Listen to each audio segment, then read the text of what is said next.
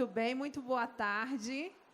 É uma alegria estar aqui, né, nesse evento tão importante para o movimento orgânico, né, onde a gente tem a oportunidade de nos encontrar e debater temas técnicos tão relevantes para os nossos sistemas produtivos, né? E desses temas relevantes, os bioinsumos, sem dúvida nenhuma, ocupam esse debate hoje, né, tão emergente e tão importante. Então, essa mesa, ela trata, né, a gente reuniu aqui um timaço, né, com uma experiência muito interessante, né, numa organização do Instituto Brasil Orgânico.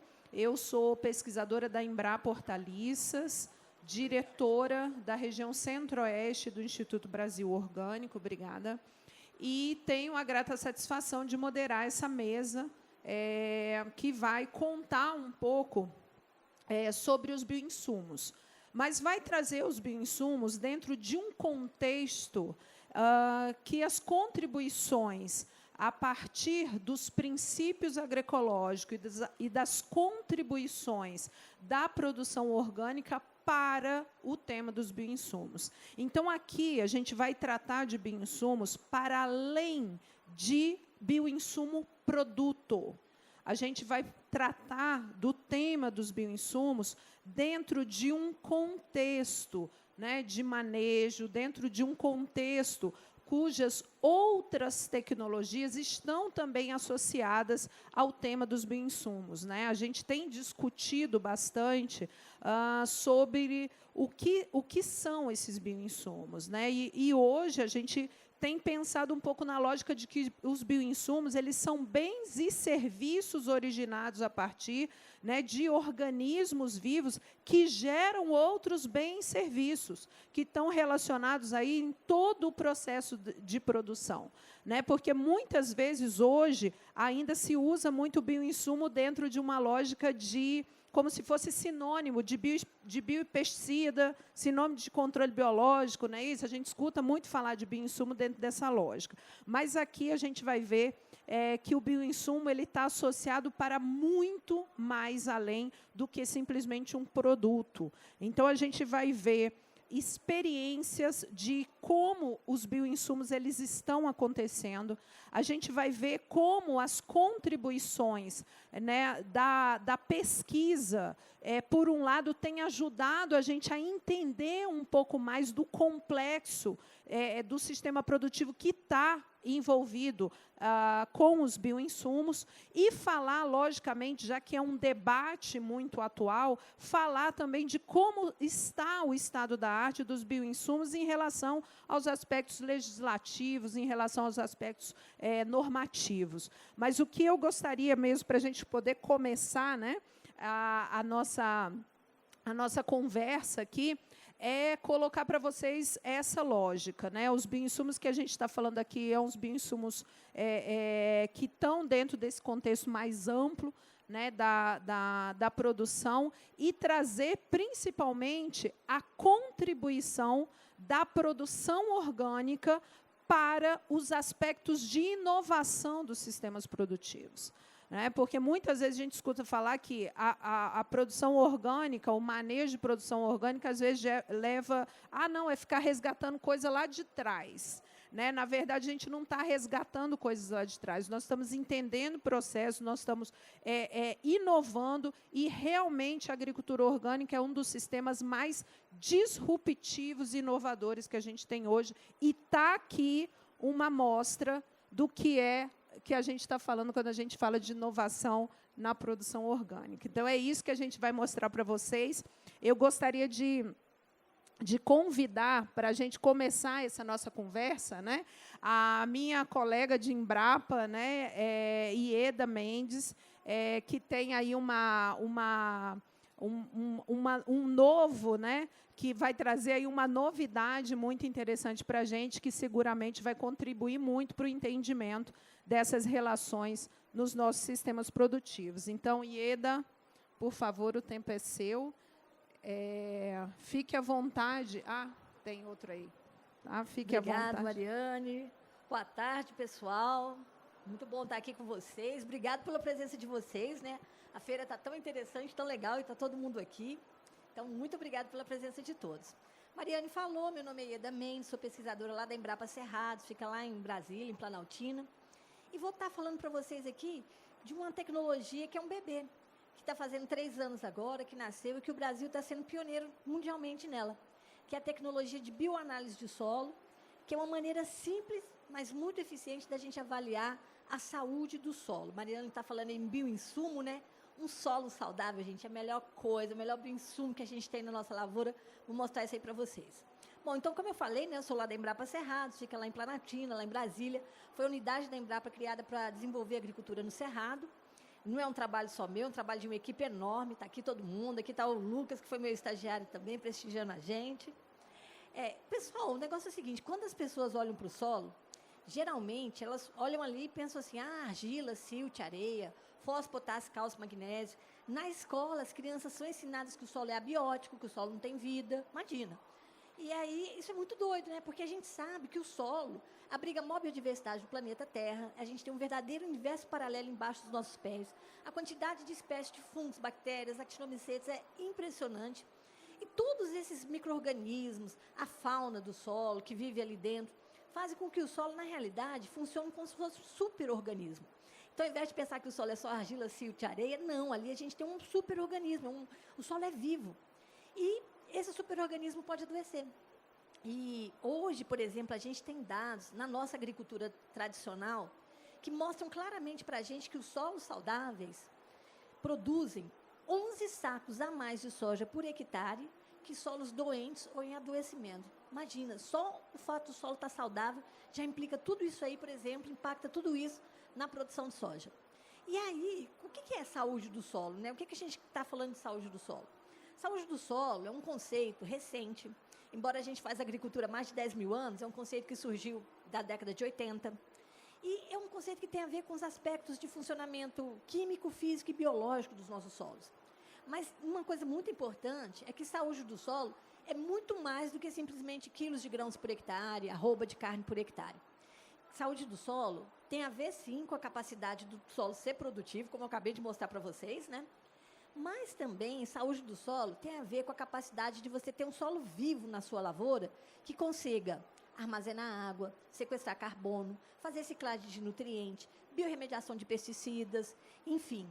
E também tem a ver com a capacidade do solo promover ambientes saudáveis, onde a gente vai ter o desenvolvimento de plantas saudáveis, pessoas saudáveis e animais saudáveis. Então, dentro daquele conceito de One Health que hoje a gente fala muito, né? Então, isso aí é a saúde do solo. E essa tecnologia que a gente desenvolveu, que eu falei para vocês que é um bebezinho ainda, que está só com 3 anos, né? Chama bioanálise de solo, veio exatamente para ajudar a gente a saber quanto que o nosso solo está saudável e quando o nosso solo está doente. Como é que a gente faz esse diagnóstico?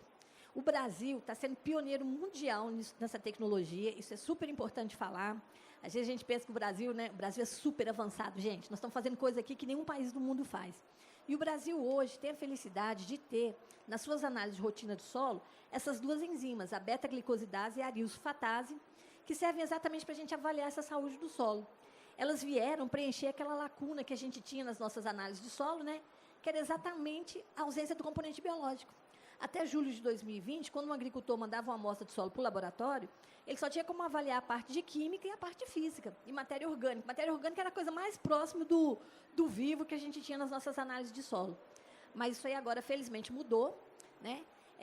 Agora a gente não tem mais essa ausência do componente biológico nas nossas análises de solo, né?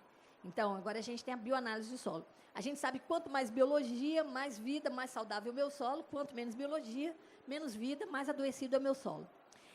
Essa tecnologia de bioanálise de solo é como se fosse um exame de sangue do solo, que te permite detectar problemas assintomáticos de saúde do solo antes que eles se reflitam no rendimento de grãos das suas lavouras. Da mesma forma que a gente faz um exame de sangue e muitas vezes acha que está tudo bem, descobre que está com colesterol, diabetes, aquelas coisas todas, né? E essas enzimas, elas são muito interessantes, porque elas são mais sensíveis que a matéria orgânica para identificar as mudanças que estão ocorrendo no solo em função do sistema de manejo que a gente está adotando. Então, elas antecipam para a gente, elas são mensageiras de boas notícias e más notícias, né? Eu falo que elas funcionam como se fossem ecossensores, radares, capazes de detectar essas mudanças que estão ocorrendo no solo. E elas têm uma característica muito interessante. Elas estão super associadas com dois componentes muito importantes. O rendimento de grãos, que reflete o aspecto econômico, e a matéria orgânica, que é o principal componente de fertilidade dos nossos solos. Então, a gente sabe que quanto mais enzima, maior o potencial produtivo do meu solo. Quanto maior a atividade enzimática, maior a capacidade do meu solo também ter matéria orgânica. Então, isso é super importante. O jeito de fazer essa análise é muito simples, não mudou nada na vida do agricultor. Basicamente, ele tem que coletar uma amostra de solo na camada de 0 a 10 centímetros. A forma de fazer a amostragem de solo é idêntica à que ele já utilizava para fazer a amostragem de química do solo. A época é depois da colheita das culturas, coincidindo com a época que ele também já fazia a amostragem de química de solo. E aí, essas amostras são enviadas para laboratórios da rede Embrapa de bioanálise de solo. A Embrapa não faz essas análises, a gente está capacitando, treinando laboratórios comerciais para fazer esse exame do sangue do solo com a maior qualidade para os nossos agricultores. É assim que funciona. O grande pulo do gato nessa tecnologia, que nós, pesquisadores brasileiros, demos uma contribuição muito grande, foi exatamente como saber interpretar os níveis de atividade enzimática no solo. Não adianta nada você fazer seu exame de sangue, pegar lá o valor de colesterol, 90. Ah, mas o que isso aí quer dizer? Está bom, está médio, está alto, né? Então, o que a gente fez? A gente desenvolveu uma estratégia para interpretar esses níveis de atividade enzimática no solo, seguindo os mesmos princípios que o pessoal da fertilidade do solo fazia. Então, fazendo aquelas curvas de respostas dos níveis de atividade enzimática no solo em relação ao rendimento de grãos. Então, o nível da enzima para atingir 80% o máximo rendimento de grãos, considerado adequado. O nível de enzima para atingir 40% o máximo rendimento de grãos, considerado baixo. Assim que a gente calibrou toda a tecnologia, hoje nós temos algoritmos de interpretação que calculam, em função do teor de argila do meu solo, o nível crítico de atividade enzimática. Então, por exemplo, se eu tenho um solo com 18% de argila, um solo arenoso, textura média, o nível crítico da enzima é completamente diferente de um solo com 60% de argila, por exemplo. Bom, e o legal dessa tecnologia é que não parou por aí. A gente foi além de só determinar as enzimas. Então, a gente hoje também calcula índices de qualidade do solo, que são indicadores agroambientais. E aí é muito interessante, porque o que a gente fez? A gente reorganizou aquilo que a gente já tinha na nossa análise de solo, sabe? Então, o coração da tecnologia BioAS está ali, ó. A gente pegou os parâmetros que a gente já tinha nas nossas análises de solo, matéria orgânica, CTC, os componentes de acidez, a parte de base, de fósforo, agregamos as enzimas e agora a gente estruturou isso aí de tal forma que agora o agricultor tem como saber como que está a capacidade do solo dele ciclar nutrientes, que tem a ver com a atividade das enzimas, elas ciclam os nutrientes. Agora o agricultor tem como saber como é que está o potencial do solo dele de armazenar os nutrientes, que tem a ver com a matéria orgânica e com a CTC. E também, é o que a gente já tinha na análise de solo, né? Como é que está a capacidade do solo dele suprir nutrientes, que é o que a gente já tinha nas nossas análises de rotina de solo. Os componentes de acidez, as bases, o suprimento de fósforo. Essas três funções foram agregadas em índices de qualidade do solo. A função ciclagem de nutrientes é o IQS biológico.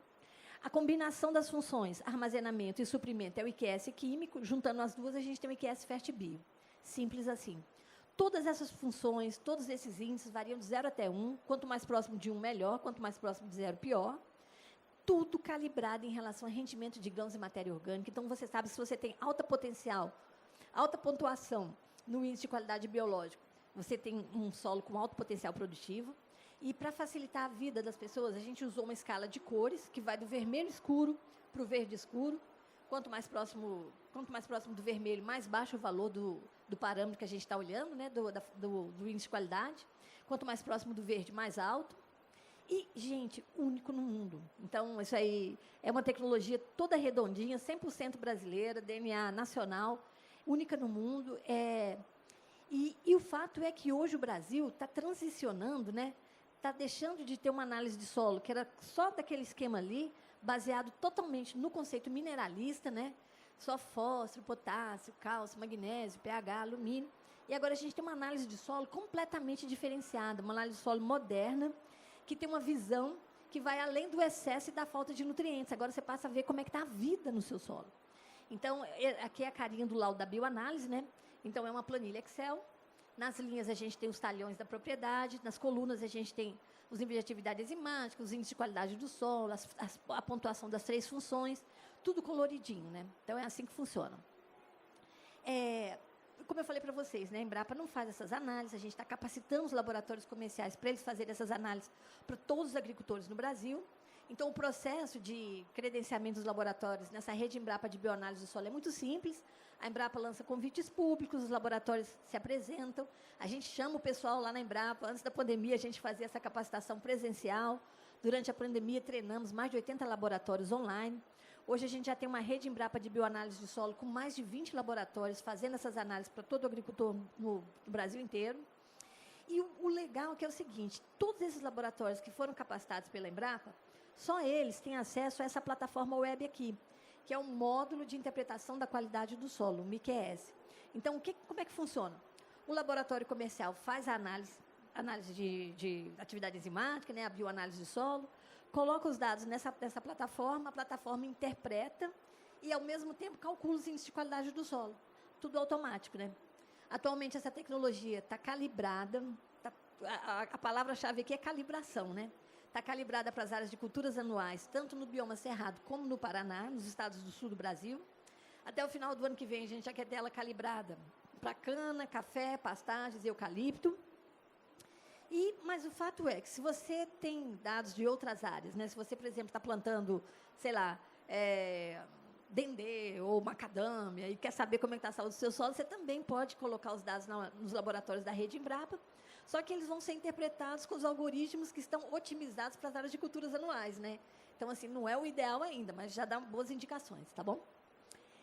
Mas o mais legal de tudo isso aí, o que eu vou mostrar para vocês é o seguinte, que com essas 2 enzimas e com a matéria orgânica, a gente consegue falar exatamente para o agricultor se o solo onde ele está plantando a lavoura dele está saudável, está adoecendo, está doente ou está em recuperação.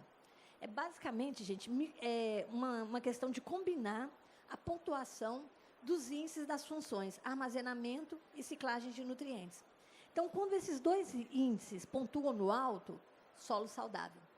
Quando você tem a pontuação do índice da função armazenamento alta, mas a enzima está baixa, isso significa que o solo está começando a se degradar do ponto de vista biológico. Então, ele está adoecendo. Então, o laudo do solo adoecendo. Baixa pontuação na enzima, alta pontuação na matéria orgânica. Se esse processo de adoecimento não é parado, o solo vai ficar doente, vai para a UTI. Então, além de perder a atividade enzimática, além de perder o componente biológico, perdeu matéria orgânica, que era o que ninguém queria, porque todo mundo quer sequestrar carbono, que ninguém quer perder carbono, né? Então, o solo doente, baixa pontuação na função das enzimas, baixa pontuação na função da matéria orgânica. E, se o meu solo está em recuperação, ou seja, um solo degradado, que já perdeu matéria orgânica, mas eu estou usando uma prática de agricultura regenerativa, que está regenerando o meu solo, a enzima percebe isso com mais rapidez. Então, a pontuação da função das enzimas aumenta. Então, eu tenho um laudo do solo em recuperação. Alta pontuação nas enzimas, baixa pontuação na matéria orgânica. E vou mostrar para vocês agora dados da vida real, de lavouras da vida real, feitas em laboratórios da vida real. Então, o primeiro laudo aqui, senhoras e senhores, o laudo do solo saudável, uma verdura só, né? Então, não você precisa nem enxergar os números que estão lá no laudo, só para você ver o tanto de verde ali, você já sabe que o solo está saudável, né? Aqui é uma propriedade lá no Mato Grosso do Sul, no Chapadão do Sul, uma fazenda de 1.500 hectares. Qual o segredo para essa fazenda? Está toda com solo saudável? Integração lavoura-pecuária, que é um dos sistemas de manejo que a gente tem que mais imita a natureza. A gente aqui tem o histórico da fazenda, né? Começando desde 2015, 16 até 2020, 21, você vê lá a diversidade de plantas que passou naquela área, né? Então, quanto maior a diversidade de espécies no local, mais saudável é o meu solo. Aqui a gente já tem um laudo de um solo adoecendo. Olha que interessante. A pontuação da função das enzimas, da matéria orgânica, que é o armazenamento, está em verde, mas as enzimas já estão todas no vermelho, no laranja. Então, está indicando para a gente que o solo está entrando num processo de adoecimento. É como se o agricultor tivesse uma bomba ali no solo dele, que se ele não cuidar, aquela bomba vai estourar, né? Por que essa fazenda estava adoecendo? Olha lá, ó. Em 2015, 2016, teve um milho e uma crotalária, mas desde então, soja, algodão, soja, algodão, soja, algodão, soja, algodão, solo adoeceu. Aqui o terceiro laudo, solo doente. Ali a gente vê que a gente tem no vermelho tanto a função do armazenamento como a função da ciclagem. Aquela bomba que estava no solo estourou. Estourou por quê? Porque a gente perdeu matéria orgânica. Não é para perder matéria orgânica, nós queremos sequestrar carbono no solo, né? Aqui, por exemplo, uma fazenda lá no Mato Grosso, uma região que chove muito bem, um solo excelente, com 60% de argila. Tinha um local ali que tinha menos 2% de matéria orgânica. Imagina, esse solo tinha condições de ter 4% de matéria orgânica. E aí, por que eu falo que essa tecnologia é interessante? Porque, olha só, se a gente comparar nesses laudos que eu acabei de mostrar, a pontuação da função suprimento de nutrientes, que é o que o agricultor tinha até então na análise de química do solo, toda ela no verde. Então, embora essas áreas quimicamente estivessem perfeitas, o solo estava doente. E isso aí não aparecia anteriormente quando a gente não tinha bioanálise de solo. Então, isso aqui é interessante. E muitas vezes, numa situação como essa, onde a pontuação da função dos suprimentos de nutrientes está toda no verde, mas o solo está doente, o que o agricultor fazia para superar esse problema de saúde do solo que ele nem sabia que ele tinha lá, né?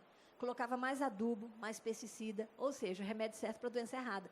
Porque não é com adubo e pesticida que você corrige um problema de saúde do solo, é através da adoção de boas práticas de manejo, né? Então, isso aí. Aqui está o quarto tipo de laudo da BioAS, mostrando o solo em recuperação. O que acontece aqui? A pontuação da função da matéria orgânica toda no vermelho, né? O solo está degradado, mas o agricultor está adotando práticas de manejo regenerativo que estão recuperando esse solo. Então, a pontuação da função das enzimas todas ali no verde, verde claro. Bom, aí eu peguei essas 4 fazendas, são 4 fazendas, fui atrás dos agricultores, dos consultores, dos agrônomos, recuperei o histórico, e aqui estou mostrando para vocês os níveis de produtividade de soja, a média do rendimento dos grãos de soja nos últimos 4 anos nessas fazendas. Olha que interessante, gente. Nas áreas onde o solo está saudável em recuperação, a gente chega a ter 600 quilos a mais de soja por hectare do que nas áreas onde o solo estava doente ou em adoecimento. A produtividade do solo saudável em recuperação foi muito maior. E aí você pensa assim, olha, aqui no solo doente, a gente está falando ali de média de 3,7 toneladas de soja por hectare. Não está ruim. A média brasileira esse ano está em torno de 3,3, 3,5.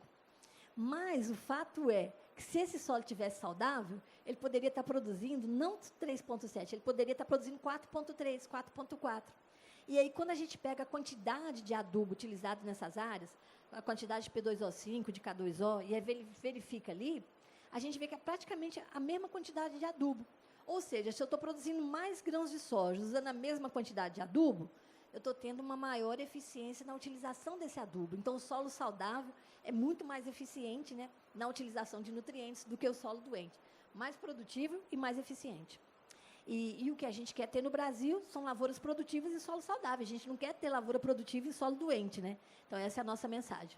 Aqui, estou muito feliz, estou vindo de Campinas, encontrei essa agricultora lá, a Mayra, mulher no agro, gente, maravilhosa, tem uma fazenda lá em Guaíra, São Paulo, 450 hectares. Olha a bioanálise, o laudo da bioanálise na fazenda da Mayra, toda verdinha. E sabe o que ela me falou, gente? Ela acabou de colher agora 100 sacas de soja por hectare. Rogério, não colocou nada de potássio e nada de fósforo. Solo saudável, tá vendo, gente? É isso aí. Vou mostrar para vocês como é que funciona a bioanálise na prática. Aqui a gente tem uma fazenda da SLC, um dos grandes grupos do agro brasileiro. 45 mil hectares o tamanho da fazenda, gente. Cada quadradinho desse aí tem em torno de 300 hectares. Olha o mapa da fazenda Paiaguás com relação à função suprimento de nutrientes. Todo verdinho, lindão, né? Suprimento de nutrientes era o que a gente tinha até então na nossa análise de solo, né? A parte química. Agora, olha o mapa da saúde do solo, combinando a pontuação das funções ciclagem e armazenamento. Outra coisa, você vê nitidamente, né, a quantidade de talhões que estão com solo doente, que estão adoecendo, que estão em recuperação. E aí eu achei interessante que eu perguntei para eles, né, mas por que aquele pedacinho ali está verdinho, né? O que é o segredo que ficou verdinho? Aí eles falaram, é as áreas onde a gente entra com braquiária, fazendo integração lavoura-pecuária. Então, olha aí, né? Então, e agora, em 2023, nós estamos lançando mais uma nova funcionalidade dessa tecnologia, que é um que a gente chama de modelo de 4 quadrantes, para avaliar a tendência de perda e ganho de carbono no solo. Então, tudo aquilo que eu falei para vocês, aqueles 4 tipos de laudos, solo saudável, solo adoecendo, solo doente e solo em recuperação, na realidade, isso aí pode ser convertido num esquema de 4 quadrantes.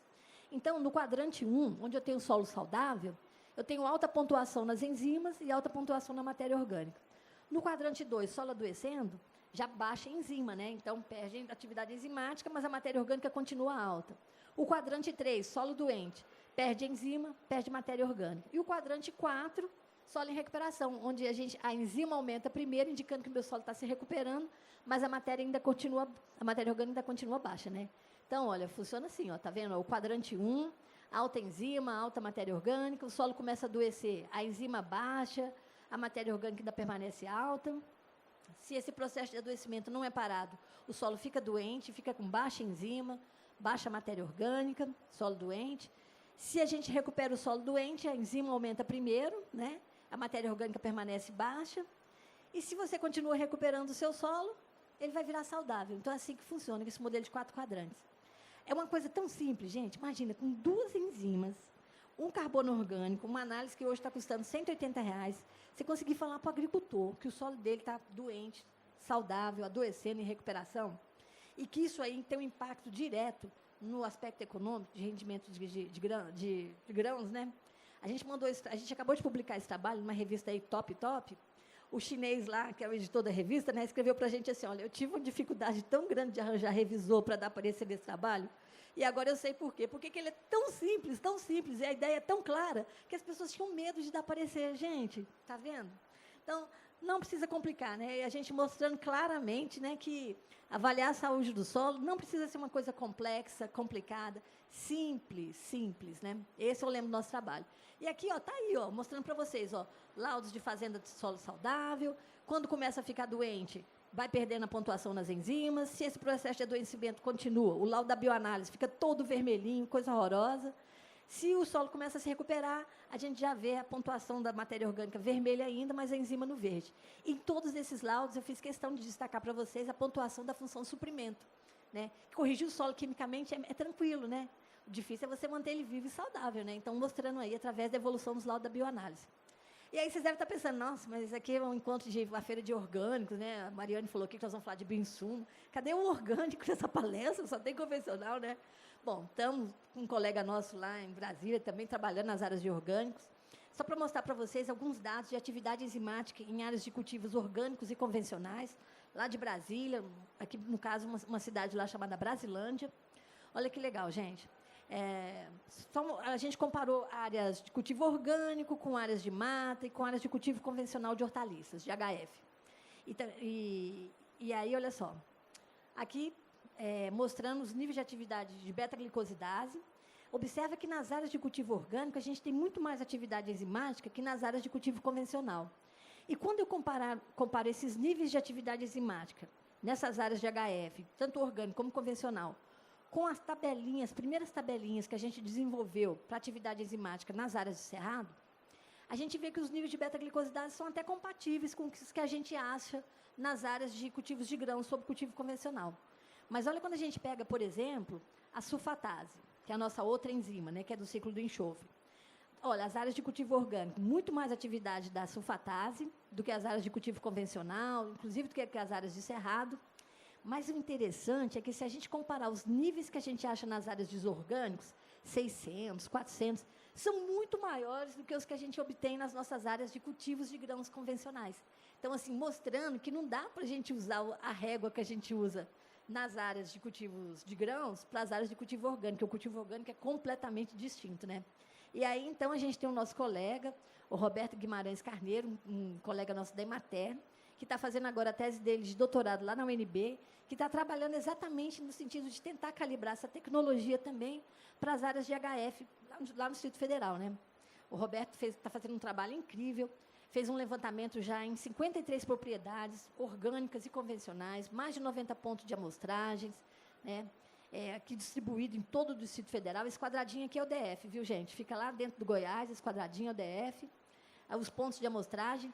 E aí, usando esse modelo de 4 quadrantes, e separando os solos em classes texturais, né, os mais arenosos dos mais argilosos, a gente já viu que a gente já está tendo uns resultados muito bons. A gente já está conseguindo separar as áreas de solo saudável, doente, adoecendo e recuperação, utilizando esse modelo, né? E olha que interessante, os pontinhos verdes são as áreas de cultivo orgânico e os pontinhos em vermelho são as áreas de cultivo convencional.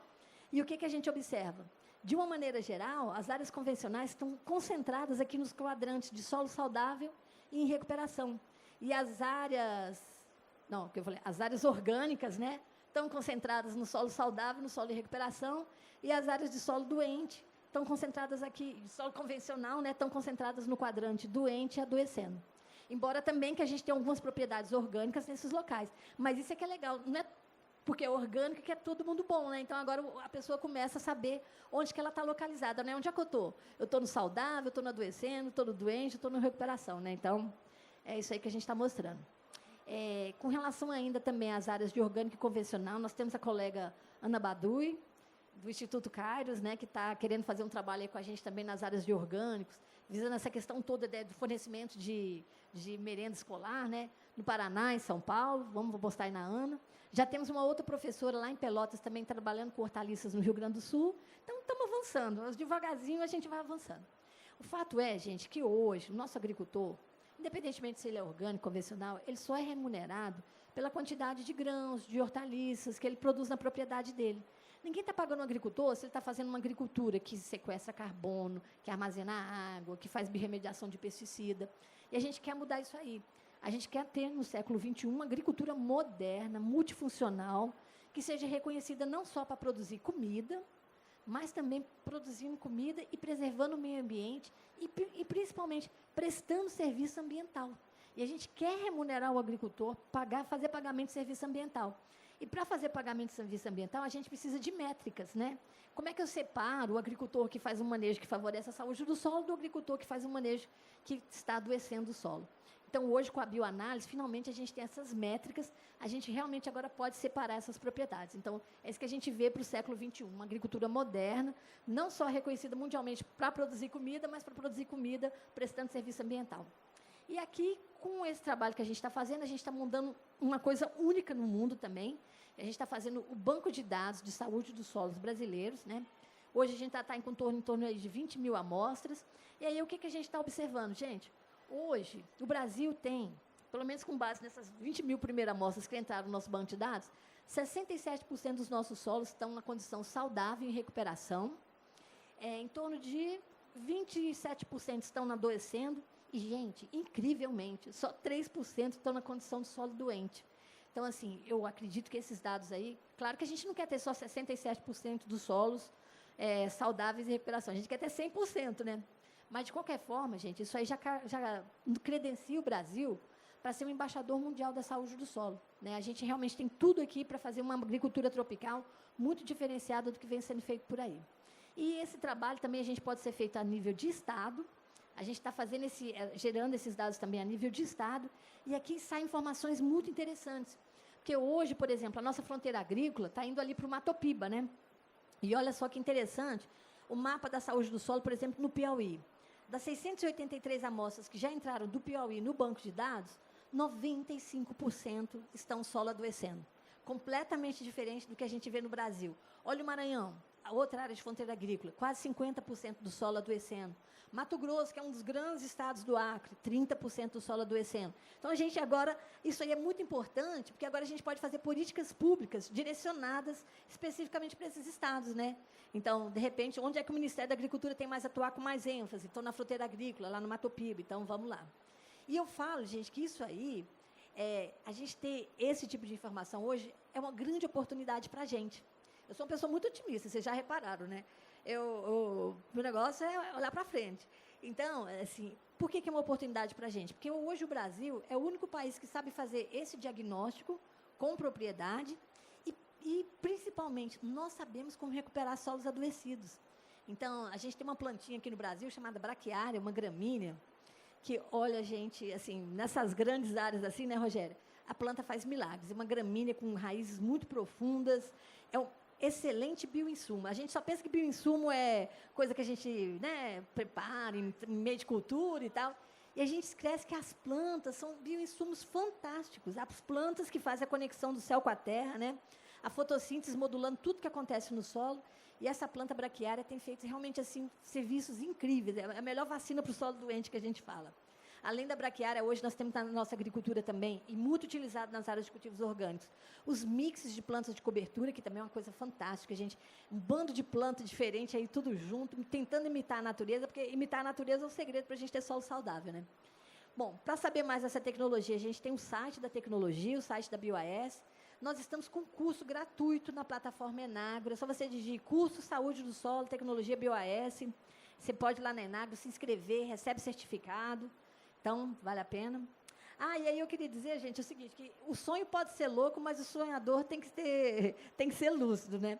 Então, tudo isso aqui que eu falei para vocês está publicado nas melhores revistas de ciência do solo do mundo, porque a gente quer realmente credenciar o Brasil para ser esse embaixador mundial da saúde do solo. Então, tudo isso que eu falei aqui está publicado aí, e a gente não tá maluco, né? A gente não ficou louco ainda, né? E eu falo que agora, com essa tecnologia, a gente descobriu uma capacidade de conversar com o solo, né? Um diálogo bioquímico usando 2 enzimas, né? Mas a gente conversa com o solo, e agora a gente pode entender as histórias que o nosso solo tem para nos contar, né? Ele pode falar para a gente se ele está saudável, se ele está doente, se ele está adoecendo, se ele está em recuperação. Então, é isso aí. E eu queria dizer, né, que acessar a saúde do solo realmente era um problema complexo, tanto é que foram mais de 20 anos de pesquisa para a gente chegar até onde a gente chegou. Mas tudo que é muito complexo, lá na Embrapa, a gente tem que desenvolver soluções simples para esses problemas complexos, né? E soluções simples, e a bioanálise realmente é uma coisa muito simples. Qualquer laboratório de solos do Brasil pode fazer a determinação dessas 2 enzimas. Não precisa comprar equipamento novo, basicamente só tem que comprar os reagentes para fazer as análises. Então, uma solução muito simples, custa R$180. E eu sempre gosto de falar essa frase aqui do nosso grande gênio da humanidade, né, o Leonardo da Vinci, que a simplicidade é o último grau da sofisticação, né? Então, 2 enzimas, R$180, você faz seu exame de sangue do solo, sabe como é que está o seu solo na sua lavoura. Pessoal, muito obrigado, viu? Vamos estar aqui com vocês. Maravilha, e Edinha, super obrigada. São, assim, vários links, né, com tudo que a gente está debatendo aqui. Realmente é uma metodologia muito inovadora, né, que está permitindo ver tudo o que a gente, historicamente, né, trabalha e faz no manejo orgânico do solo, usando as práticas conservacionistas que a gente usa, né, e é muito interessante como essa metodologia traz, de uma forma muito clara, a importância daquilo que a gente sempre falou, né? A saúde do solo, esse olhar principalmente para a vida no solo, né? Para a atividade biológica. Então, dando sequência a essas experiências, né? A gente viu a questão de como que a gente vê agora a saúde do solo, e agora eu vou passar para o Celso Tomita, que o Celso vai contar para a gente aí muitas experiências relacionadas a esse processo de trazer essa vida para o solo, né, e de manter, construir a fertilidade desse solo. Celso, o tempo é seu.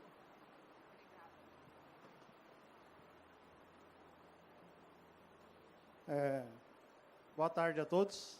E é uma grande satisfação, assim, ter a satisfação e honra, né, por ser convidado por essa banca toda e poder apresentar alguma coisa simples que a doutora Ieda tanto colocou sobre o sistema de manejo que a gente incorpora na produção.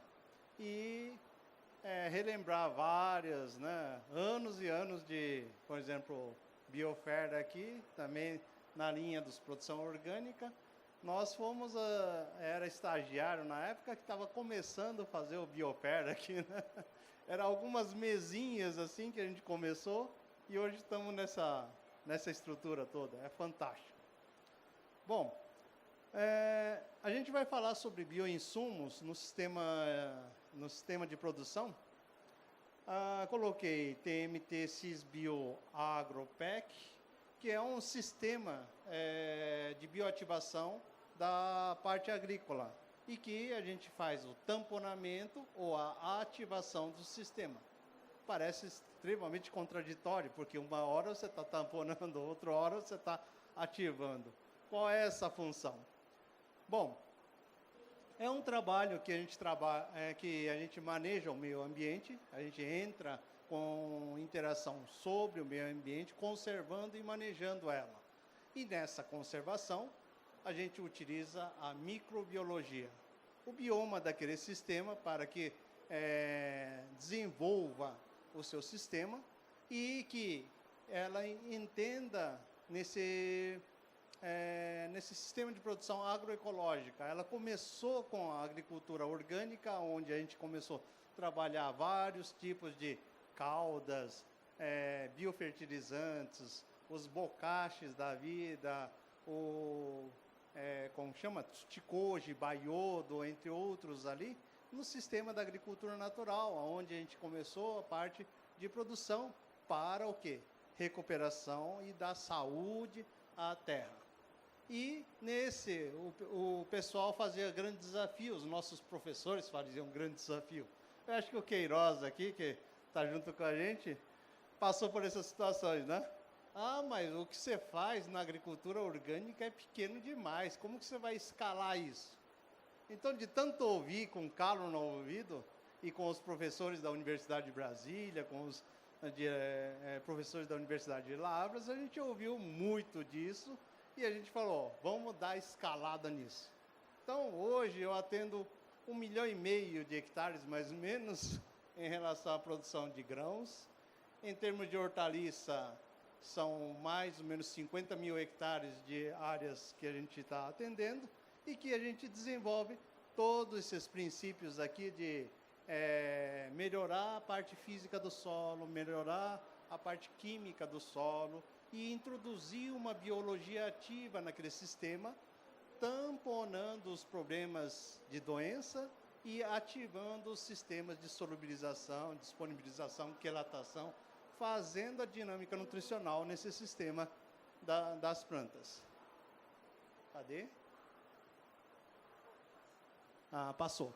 Então, nesse modelo, o modelo a gente faz esquematicamente, fica até bonito, vocês nem conseguem ler, mas vocês podem ter acesso a esses documentos, tá? Esse da Atlas Global Biodiversity, de 2015, onde relatou essas considerações, até quando eu não conseguia mostrar para vocês como a microbiologia trabalhava.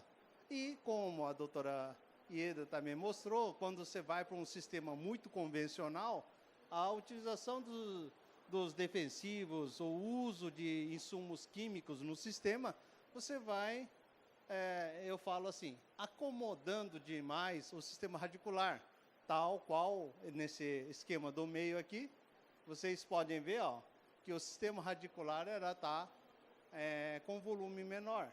Então, por quê? Nós fornecemos nutrientes extremamente solúveis para a planta, o seu sistema metabólico não é ativado, e aí o volume do seu sistema radicular também, fisiologicamente, morfologicamente, ela não ganha volume.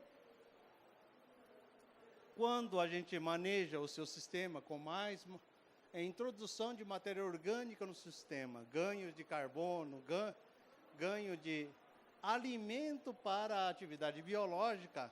Agora, aqui nós aprendemos nesse simpósio que alimento também tem qualidade, né? Então, depende do tipo de matéria orgânica que você coloca, o negócio não vai. Se você melhora essa qualidade, então a diversidade instala. E a atividade biológica você começa a criar. Vocês têm a ideia de pescar, não tem? Pescar precisa de um isca para você ter um tipo de peixe, certo? Eu não sou um pescador nato, mas é isso que me dizem. Então, para você pescar, tem um tipo de isca. Se você fizer só um tipo de isca, naquele meio, ela fica isolada. Você consegue selecionar as bactérias mais isoladas para aquele sistema. Só que, contudo, você aposta na diversidade biológica que tem naquele solo, você procura acordar elas, aí você tem uma bioativação do seu sistema, aonde você encontra essa diversidade biológica nos estudos metagenômicos.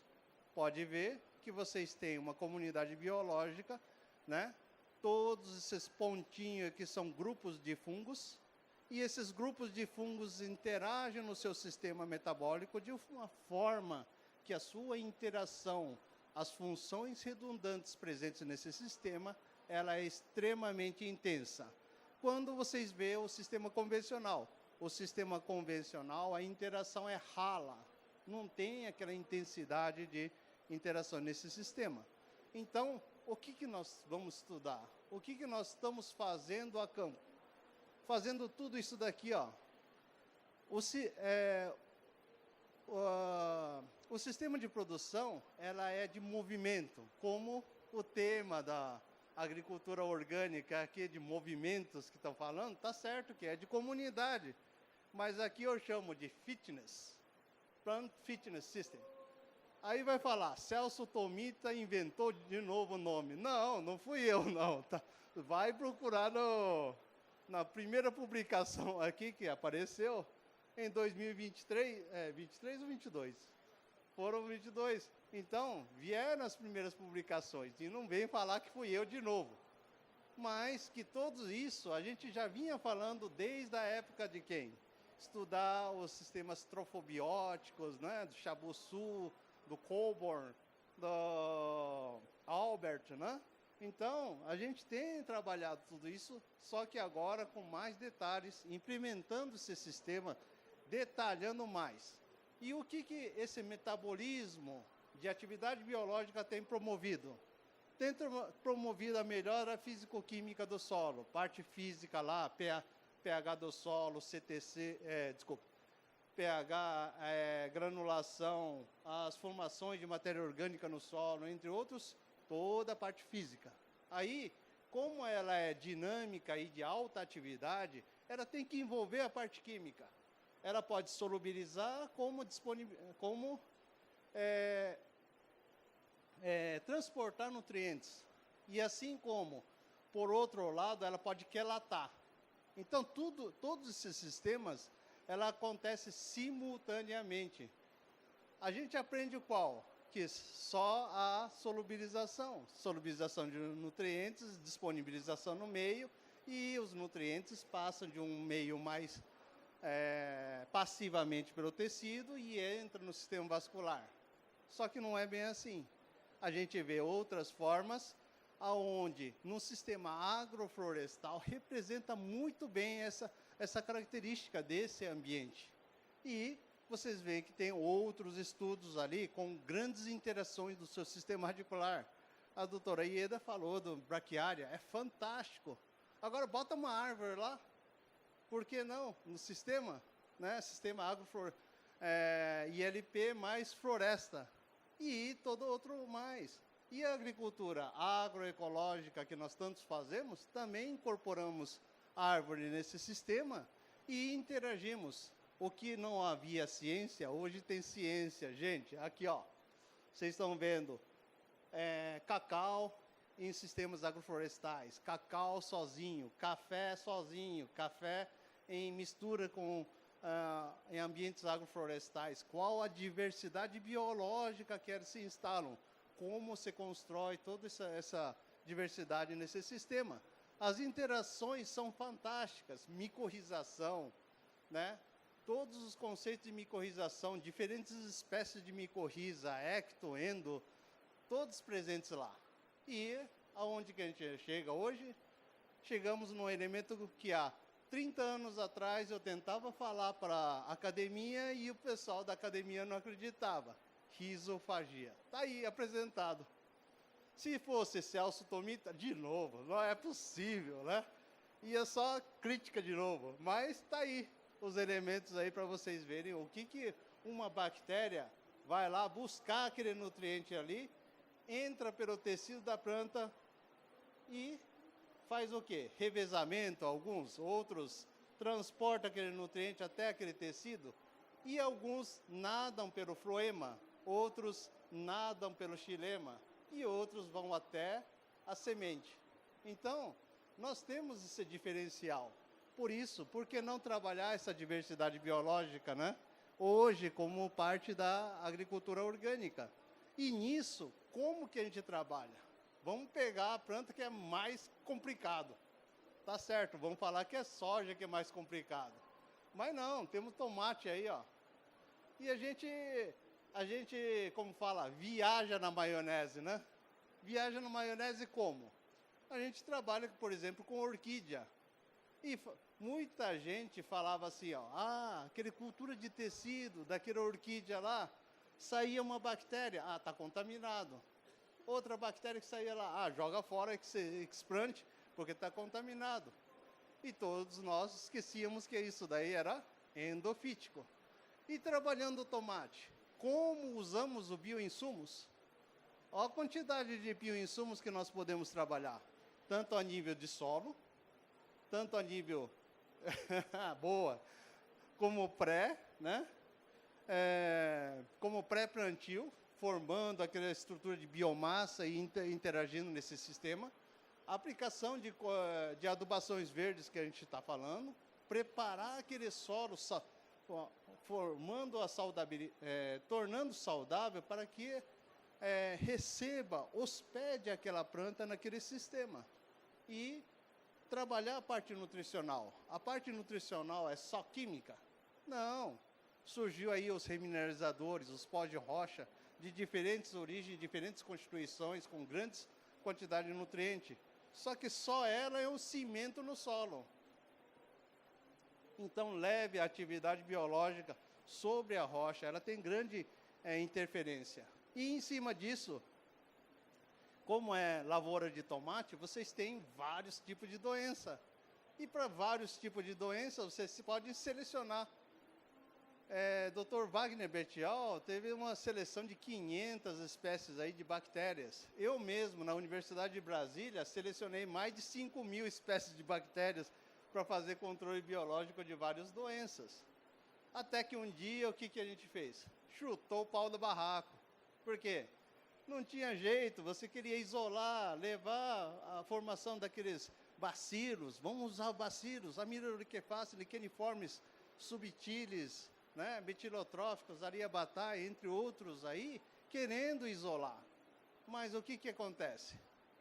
Se essa bactéria não for forte o suficiente, quer dizer, raiz, ela não vai aguentar ficar na seca, no frio, no ambiente úmido. Então, o que a gente trabalhou?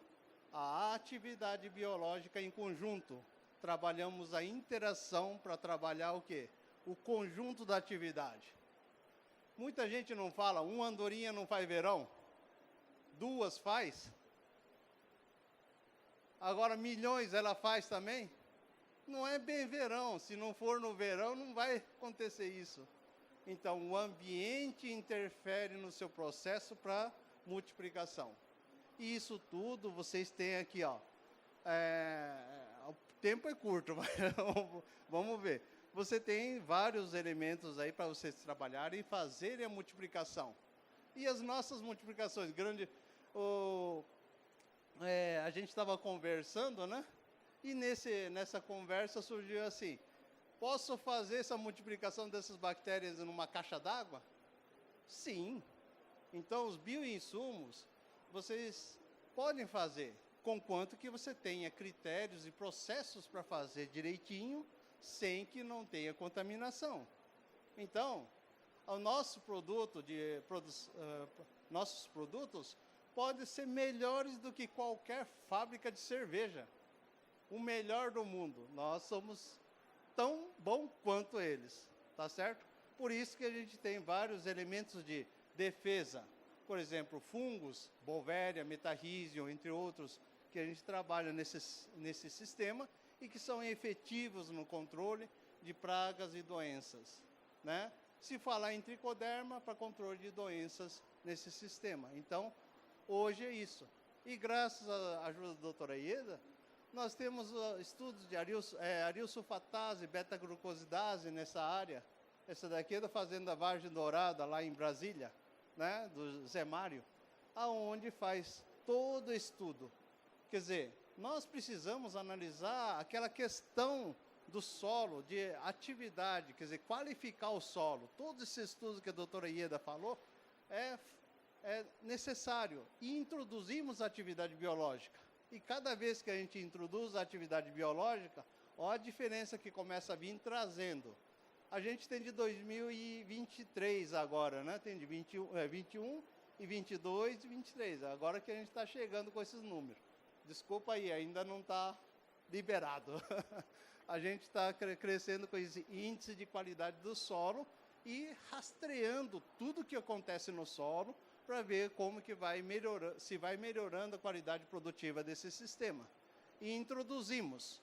Quando vocês observam introdução dessa atividade biológica sem fazer adubação química, somente com remineralizadores, mais compostagem, mais adubação orgânica, vê o que acontece com esse solo.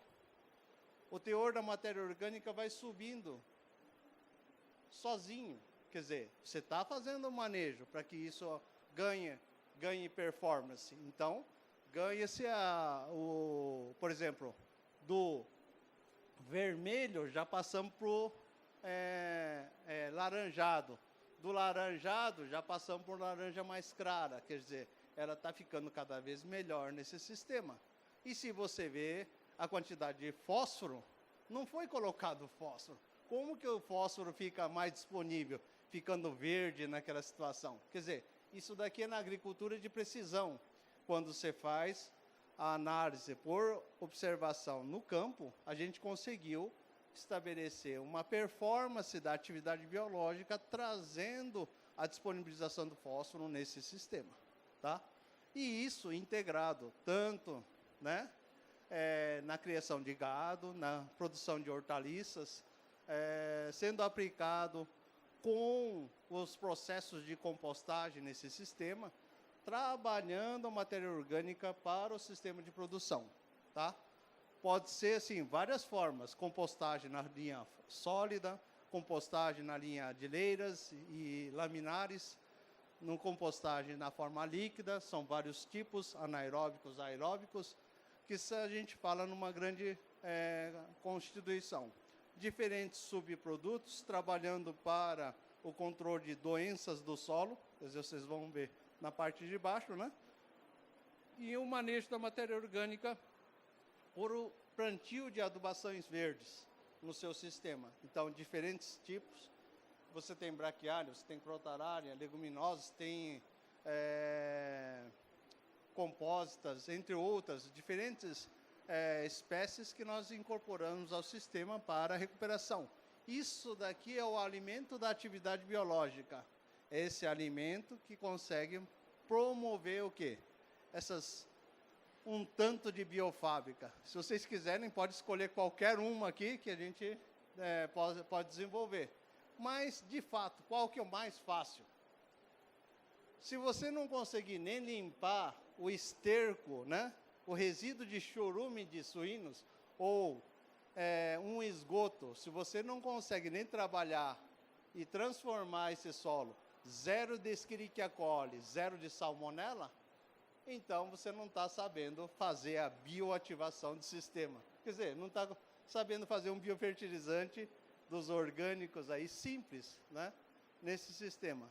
E a gente pode trabalhar tanto na pecuária, ela colocada, aquele líquido do churume é colocado na pecuária e a gente ganha 5% no peso vivo animal. E vocês pagam caro por esse carne aqui, tá? R$200 o quilo da carne, né? Filé Angus de um produtor em Cascavel. Aí nós temos um outro produtor de exportação.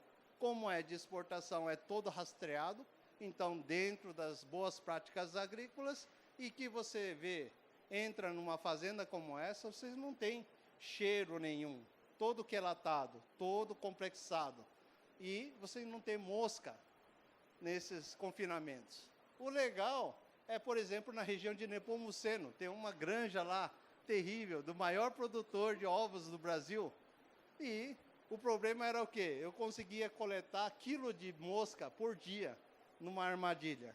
Hoje, você não consegue mais, por um simples fato de fazer o quê?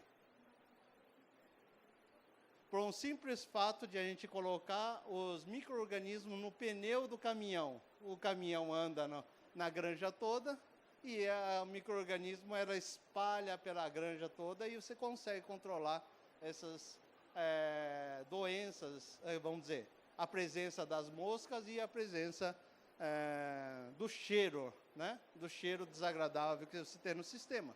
Então, diferentes métodos podem ser desenvolvidos. Essa granja não tem cheiro, né? Não tem cheiro de suínos. É só uma granja, parece bem simples, né? E as doenças, por exemplo, conjuntivite dos suínos, hoje não tem mais. Sarna, não tem mais. Então, o bem-estar animal sendo trazido para o sistema com a atividade, com o uso de bioinsumos e até mesmo na alimentação. Então, hoje os animais, elas são transportadoras de atividade biológica. Para mim, o boi é uma bactéria, o suíno é uma outra bactéria e o frango é uma outra bactéria, que a gente trabalha no sistema transportando. Eles são os nossos distribuidores de sistema nesse sistema de produção ou na pecuária, tá certo? Aqui é um sistema de bioativação, aqui numa área de plantio de batata sobre batata em áreas de 10 mil hectares, e a gente reaproveita toda a batata podre, né, fazendo compostagem nessas linhas, e utiliza essa batata podre aonde? Reprograma, faz a reprogramação biológica, faz a reconectividade nas suas áreas de produção e planta batata de novo.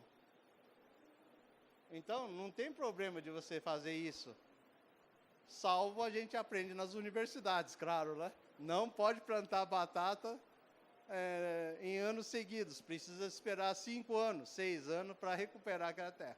Então, hoje a gente desafia a ciência um pouquinho e a gente vai trabalhando conforme esses processos, né? A gente consegue observar a recuperação. Por exemplo, a gente usa terra de lavador de batata, transforma e é utilizado nas áreas de produção. Então é isso, gente. É isso que a gente conversamos e gostaríamos que todos, assim, pouco que a gente pôde apresentar. Muito obrigado, gente. Valeu. Muito obrigado, Celso. Eu acho que essas experiências são muito, muito enriquecedoras, né? E eu acho que quando você começa falando da questão da escala, né? A gente sempre escuta falar muito isso, né? A agricultura orgânica, nós temos escala sim, e a gente pode ir muito além, né, do que a gente está falando, porque a gente tem tecnologia, a gente tem inovação para trabalhar esses processos, né? E eu acho que essas experiências que você traz para a gente mostra isso de uma forma muito clara, né? Ela dá assim até uma esperança, um ânimo a mais, né, para a gente de seguir com esses processos. E então, agora, eu gostaria de convidar, né, já que a gente está falando aqui, né, de metodologias de leitura, já que a gente trouxe aqui, né, experiências de tecnologia dentro desses processos, a gente está falando do ânimo, né, das potencialidades que a gente tem. Esse nosso painel, né, na fala agora do Rogério, ele vai trazer um pouco para a gente de como que está, né, todo esse processo de promoção, de estímulo e de potencialidades que a gente tem quando a gente olha para um âmbito mais macro, político, normativo, né? Então, Rogério, por favor, o tempo é seu. Obrigada.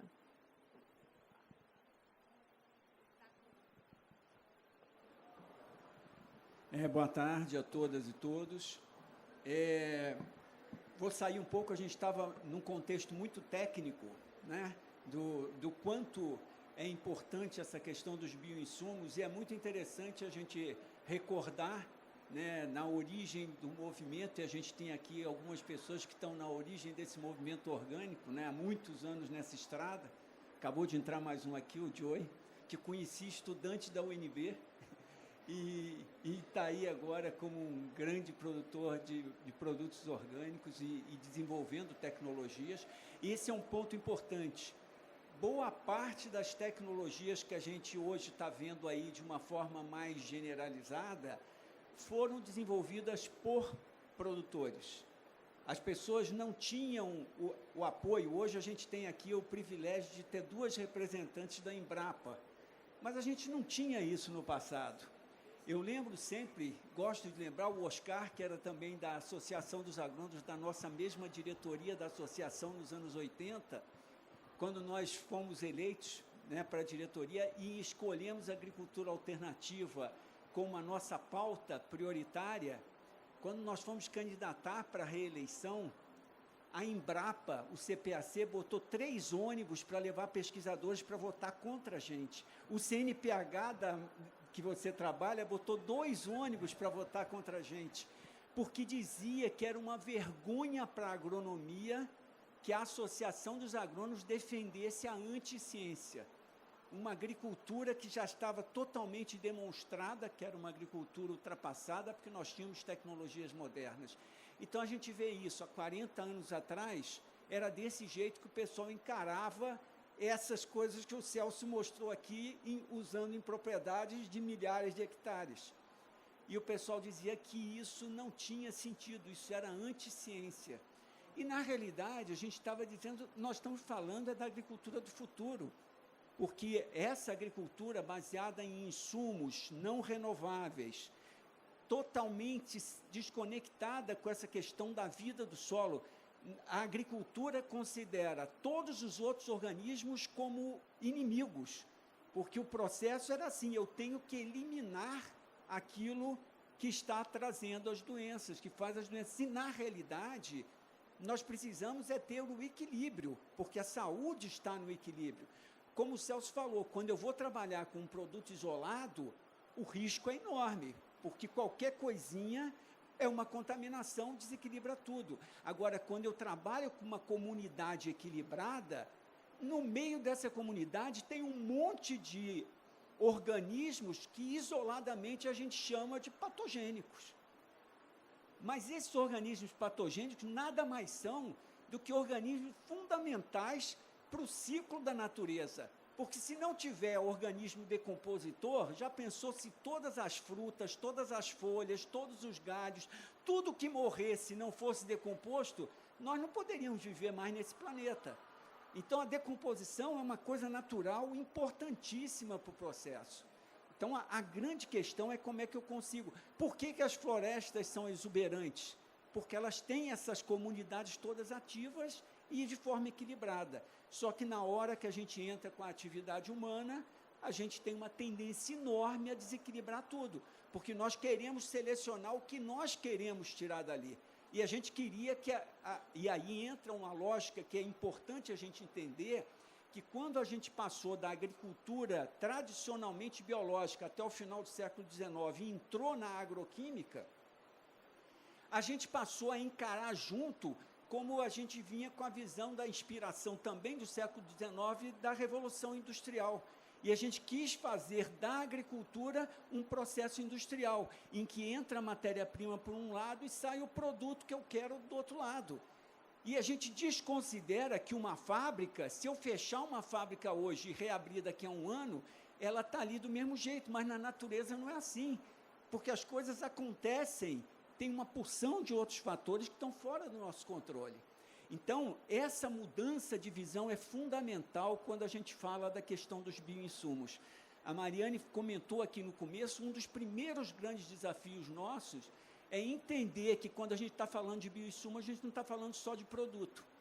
Foi falado aqui da questão, por exemplo, da braquiária. Mas a braquiária não é a espécie braquiária sozinha que faz o efeito. São todos os organismos que a braquiária estimula pelos todos os exudados que ela libera e que ela, com isso, ativa, que foi mostrado aqui em algumas lâminas que o Celso apresentou. Então, essa correlação de uma espécie com a série de organismos que a gente até desconhece, até hoje não estão nem identificados, a maioria deles, esse é um grande desafio. E aí a gente tem uma primeira...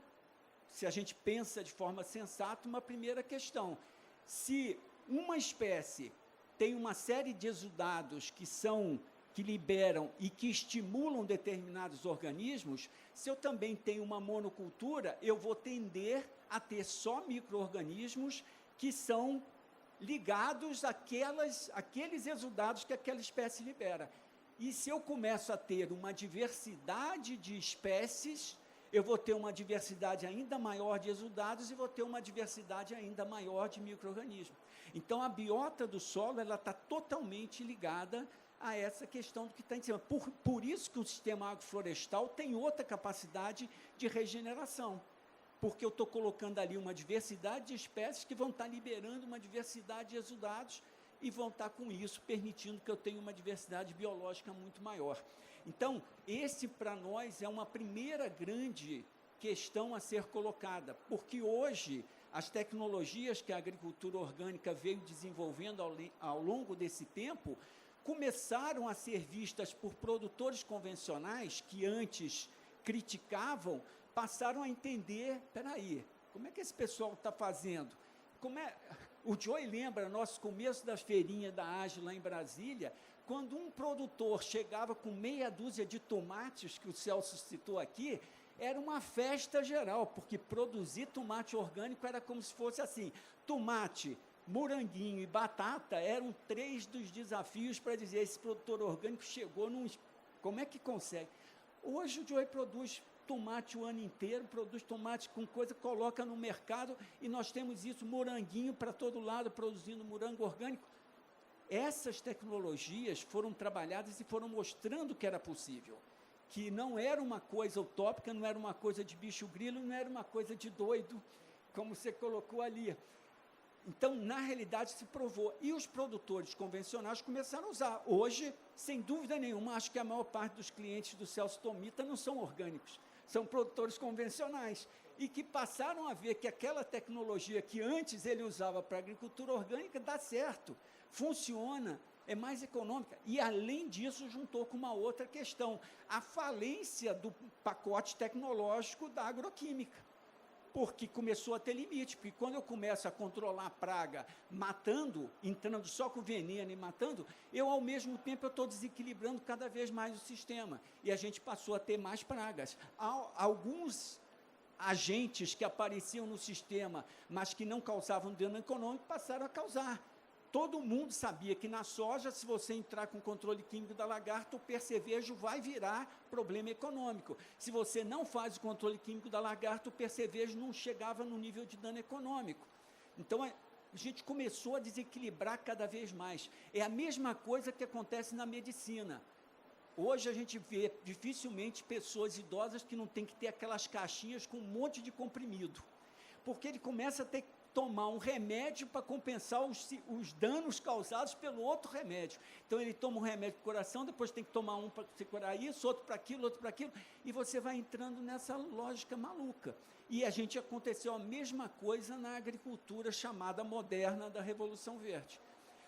Aí, qual é o desafio? É a gente entender que a substituição que a gente estava propondo, quando a gente não usa um adubo químico e faz um bocache, ou faz um composto, a gente não estava propondo de forma nenhuma uma substituição simplesmente de pacote, sair do pacote químico para o pacote biológico. A gente estava falando de mudar o sistema produtivo, mudar a visão de como eu tenho que trabalhar esse organismo que a gente está falando. Então, aí não adianta nada. O Tomita falou aqui do pó de rocha.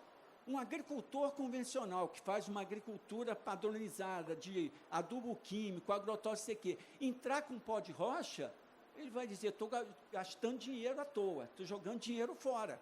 Agora, você bota um pó de rocha numa propriedade que tem atividade biológica, é assim que a natureza cria o solo. A natureza cria o solo a partir da decomposição mineral das rochas matrizes que formaram os solos, que foram sendo atacadas por organismos, e isso é que libera os nutrientes que a gente tem. Então, as pessoas têm que entender que quando a gente está falando de bioinsumos, a gente está falando muito mais do que produtos, a gente está falando de processos, a gente está falando de uma complexidade que tem que ser entendida. Isso é fundamental. E aí eu vou, porque a Mariana já falou para mim que tem 5 minutos, ela sabe que eu sou um problema com o microfone na mão, e a gente tem outro painel logo em seguida. Mas aí a gente está vivendo uma situação, como muitos produtores convencionais passaram a entrar e a utilizar bioinsumos, ótimo. Esse é outro ponto que para muita gente não entende do movimento orgânico, O movimento orgânico nunca se propôs a ser um movimento para ter um nicho de mercado, para ter produtos diferenciados para diferentes consumidores que acreditam e muitas vezes têm poder econômico e tudo mais para isso. Nós sempre fizemos uma proposta de ter um modelo de agricultura para transformar a agricultura, que a agricultura toda seja orgânica, né? Por isso que a gente trabalha para que a gente faça essa transformação. Então, é ótimo quando produtores convencionais passam a adotar e reconhecer que as tecnologias que a agricultura orgânica sempre defendeu são importantes e dão certo.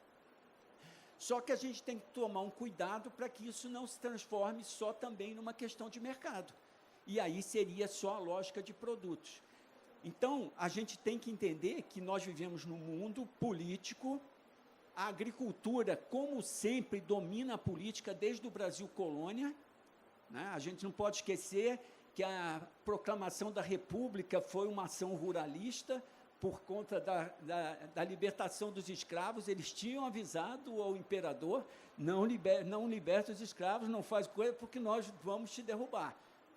Fizeram a abolição da escravidão, os ruralistas articularam com o pessoal das Forças Armadas e derrubaram, e fizeram o golpe da República.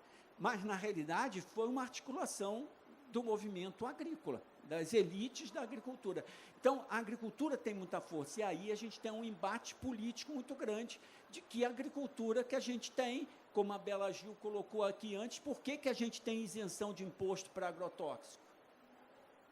Todo mundo sabe que quando você pega os produtos que pagam imposto, bebida tem imposto mais alto, cigarro tem imposto mais alto, a princípio tudo que gera problemas de saúde que, consequentemente, impactam a nossa economia, porque o governo tem que gastar dinheiro para atender essas pessoas nos hospitais, essas pessoas vão ter aposentadoria precoce, por que o agrotóxico, que gera tantos problemas, não tem imposto? É isenção de impostos? Porque tem um agro por trás com muita força política para definir que isso aqui vai ter isenção. Então, nós temos que entender que nós, movimento da sociedade, que quer uma agricultura diferente, que quer uma realidade diferente, nós temos que encarar e enfrentar esses desafios. Era muito importante que o agrotóxico pagasse imposto e do imposto do agrotóxico subsidiasse as pesquisas como do Bioás, que a gente financiasse pesquisas para trabalhar sistemas de produção de base diferenciada, que a gente desenvolvesse bioinsumos no seu contexto total. Então, para encurtar, que meu tempo é muito curto, depois quem quiser conversar mais sobre isso, nós estamos no estande do Instituto Brasil Orgânico aqui, na letra K3, ali fica fácil de achar. Quem quiser ir lá conversar com a gente vai estar aí até sábado. Acompanhe também pelo site do Instituto, lives e outras coisas que a gente faz, podcasts e tudo mais. E também está aqui a nossa diretora de comunicação me lembrando que nós precisamos de associados que contribuam para que o Instituto possa trabalhar. Nós somos um bando de voluntários trabalhando, mas precisamos de recursos para fazer e poder enfrentar e levar adiante esses nossos desafios, essas nossas lutas, é fundamental. Mas, assim, a gente está vivendo um momento super estratégico, porque a gente está agora no Congresso Nacional com 2 projetos de lei que tratam da regulamentação dos bioinsumos. E isso apareceu no Congresso por causa do movimento orgânico? Não. O movimento orgânico brigou para criar um Programa Nacional de Bioinsumos. Isso surgiu da Política Nacional de Agroecologia e Produção Orgânica, a proposta que precisamos, para que a gente possa trabalhar o desenvolvimento desde a formação dos profissionais, porque não adianta nada eu ter bioinsumos e não ter técnicos que saibam trabalhar com bioinsumos. É totalmente diferente eu aplicar um agrotóxico do que eu trabalhar com um controle biológico. É outra realidade. Então, eu preciso, quando eu falo de bioinsumos, não é ter só apoio para ter uma indústria, uma biofábrica produzindo bioinsumo. Eu preciso que mude o currículo, a grade curricular da formação dos agrônomos, da formação dos zootecnistas, da formação tecnoagrícola, de todos esses, para que essas pessoas saibam produzir e utilizar bioinsumos. Então, a educação é tão importante quanto a questão industrial. Então, a gente tem várias etapas, e por isso a gente sempre propôs, precisamos de um Programa Nacional de Bioinsumos que trate desse contexto. Precisamos ter editais na Embrapa direcionados a projetos de pesquisa na área de bioinsumos, na complexidade dos bioinsumos que a gente está falando. Então, isso é que sempre foi a nossa proposta, mas, como sempre, apareceram 2 projetos, e esses projetos vieram por quê?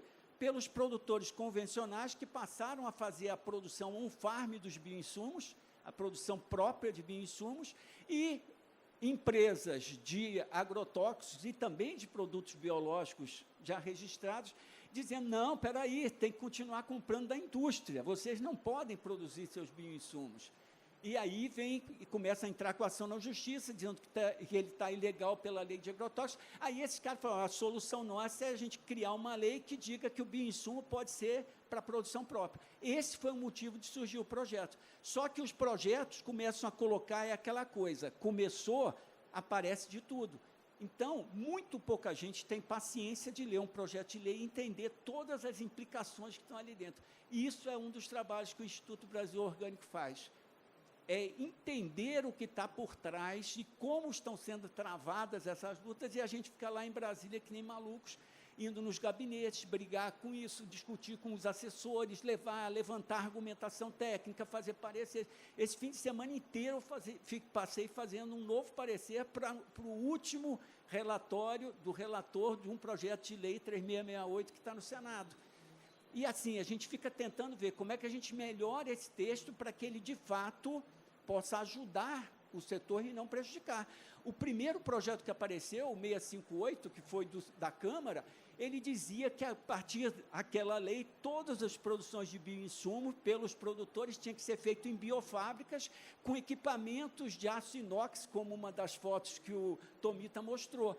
Aí você fala assim, já pensou então, agora todos os produtores orgânicos que desenvolveram os bioinsumos, fizeram as suas tecnologias, não vão mais poder produzir bioinsumos, porque a legislação que vai ser aprovada vai dizer que só pode ter bioinsumo produzido numa biofábrica com todas essas características. Se a gente não tivesse lá para brigar por isso, daqui a pouco essa lei estava aprovada e estava todo mundo aí chorando sem saber como fazer. Então, a gente precisa entender que a gente vive num mundo político. Mesmo quem acha que política não é uma coisa boa, mas a gente vive no mundo político, todos nós somos políticos e temos que entender a importância de estar ligados nessas questões. Então, a gente está vivendo esse momento, a gente está tentando melhorar um dos projetos de lei, porque certamente um projeto vai ser aprovado, porque eles têm que resolver essa questão da produção própria ficar legalizada, então a gente tem que entender isso, e eles têm muito mais dinheiro para colocar. Aí, de novo, precisamos de apoio, quem quiser, tem umas camisetas como essa, que quem quiser fazer uma doação lá de R$ 75,00 no estande do Instituto, a gente ganha uma camiseta dessas em troca da contribuição. E então fica assim, a gente precisa fazer essa luta, a gente precisa entender que nós temos desafios, nós queremos uma política de fato de apoio, de incentivo, mas a gente também tem que entender que estão acontecendo outros interesses por trás. Mas só para vocês terem uma ideia, para terminar, Mari, porque, desculpa, viu, Fernanda, a gente já avançou, mas a gente também começou mais tarde. Só para vocês terem uma ideia como é importante política pública, só para vocês entenderem, produtos biológicos registrados no Ministério da Agricultura. Quando a gente começou lá nos anos 80, a gente tinha basicamente Bacillus thuringiensis. Tinha 2 marcas, eu vou falar aqui sem coisa, que era Dipel e Turicide. Os mais antigos devem dar. Dipel existe até hoje aí no mercado, e acho que o Turicide também. Mas era basicamente Bacillus thuringiensis. Se você fosse em qualquer casa agropecuária, você encontra todo tipo de agrotóxicos. Encontrar produto para controle biológico, raríssimo você encontrar um lugar que tivesse. E aí vinha sempre aquela questão, não tem produto, não tem no mercado, fica difícil. É claro que a gente deve trabalhar para produzir o nosso sistema, fazer controle biológico conservativo e não só controle biológico de introdução. A gente sabe isso tudo, mas tem hora que aparece. Tem hora que o cara colheu a soja no vizinho do lado e as vaquinhas vêm tudo para o seu feijão orgânico do lado de cá. o cara convencional vai bater veneno para matar a vaquinha que entrou. A gente não vai fazer isso, mas a gente tem controle biológico para usar nessas emergências.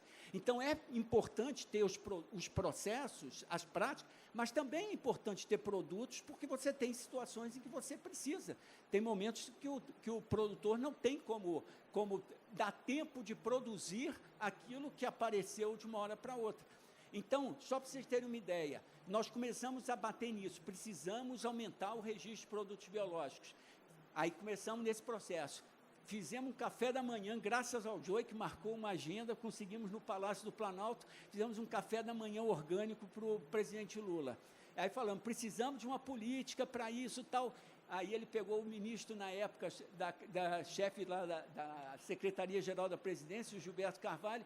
Aí o Gilberto veio falar comigo, o que a gente faz? Falei assim, vamos mudar a forma de registrar os produtos biológicos. Todo mundo, isso não vai ser possível de fazer. Ninguém consegue mexer na lei da agrotóxico. O lobby é muito forte. Falei, vamos fazer. Em 2009, numa Biobrasil Fair, ainda lá no Ibirapuera, o Lula veio a Biobrasil para assinar o decreto criando o registro diferenciado para produtos fitossanitários para a agricultura orgânica.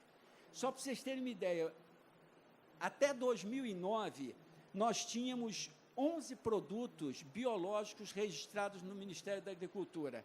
Atualmente, nós temos mais de 560 produtos. Nós tínhamos 5 organismos, hoje nós temos mais de 70 organismos registrados.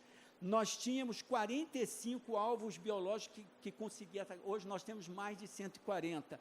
Nós tínhamos 5 empresas que tinham algum produto registrado no controle biológico. Hoje nós temos mais de 120 empresas. Então, a gente criou uma possibilidade de descentralizar essa questão de meia dúzia de multinacionais dominarem toda a parte do controle fitossanitário do país. Hoje nós temos uma diversidade de empresas, uma perspectiva enorme. Então, isso mostra como uma política pública pode impactar muito um setor. Então, é fundamental que a gente esteja atento a isso e que a gente trabalhe de forma articulada para construir as políticas públicas que a gente precisa. Obrigadão. Maravilha, Rogério. Super obrigada. Isso aqui é conversa para uma tarde inteira, né, gente? Assim, é maravilhoso ouvir, né, todo esse histórico, todo esse processo que você vem acompanhando aí, muito arduamente, inclusive eu reconheço aqui, em nome de muita gente, todo esse papel maravilhoso que você está fazendo lá junto aos PLs que estão em tramitação, né? O Rogério é a nossa grande voz, é a grande voz do movimento orgânico em relação a esse debate, né, nessas políticas que estão sendo construídas, né? Então, assim, vamos nos unir para subsidiar e apoiar aí cada vez mais essa voz ativa que a gente tem. Pessoal, reforço o convite do Rogério. Infelizmente, por conta do tempo, né, a gente está com o nosso tempo todo atrasado, a gente não vai poder fazer perguntas, infelizmente, né?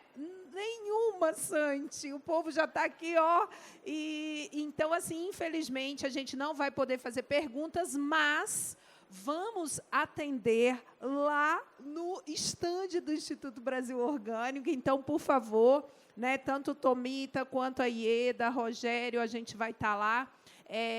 Né, ainda ao longo de hoje, até sábado, né, a gente vai estar aí no estande. Então, sintam-se novamente convidados a estar com a gente e muito obrigado pela participação de todas e todos.